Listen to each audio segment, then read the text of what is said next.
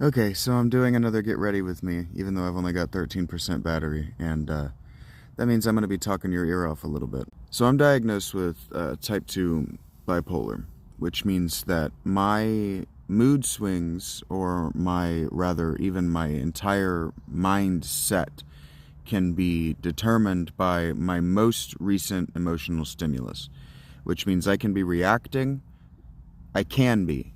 Now, see, because I'm aware of it and I know what's going on and I've lived with and I've managed this for a very long time, let's say 25 years, I realized in fourth grade, I realized in sixth grade, let's just say, I realized by fourth grade, but I manifested by sixth grade. I became conscious in fourth grade. There we go. Let's use good language.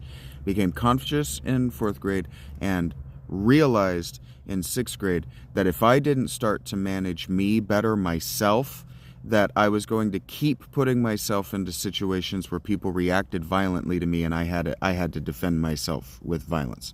Because I spent a lot of time in sixth grade in fights. And now you look at me and you think, tall and whip thin with dumb cockatiel hair, that guy's never fought anybody in his life. And it's like, yeah, that's what they thought too. And so if you thought I looked rough, you should have seen the other guy. And I'm not bragging. I'm just being very real. You can ask them. I fucked a couple of kids up pretty bad. So like now, I can be reacting without being aware that I'm doing it to my most recent emotional stimulus, to every other non-emotional stimulus. That doesn't necessarily mean anything to you.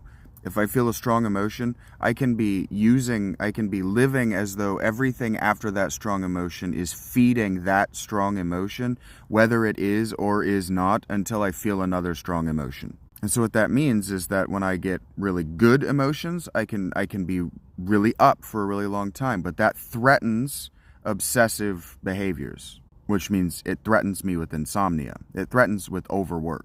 And that's good if what you're doing is working 12-hour shifts. You need to be in a really good mood, and you need to be in a really good mood for 6 months at a time. And so I got really good at managing that, just staying in a constant good mood.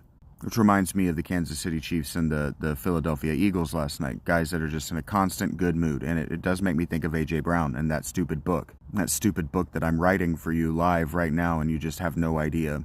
Well, sort of live. Live to tape.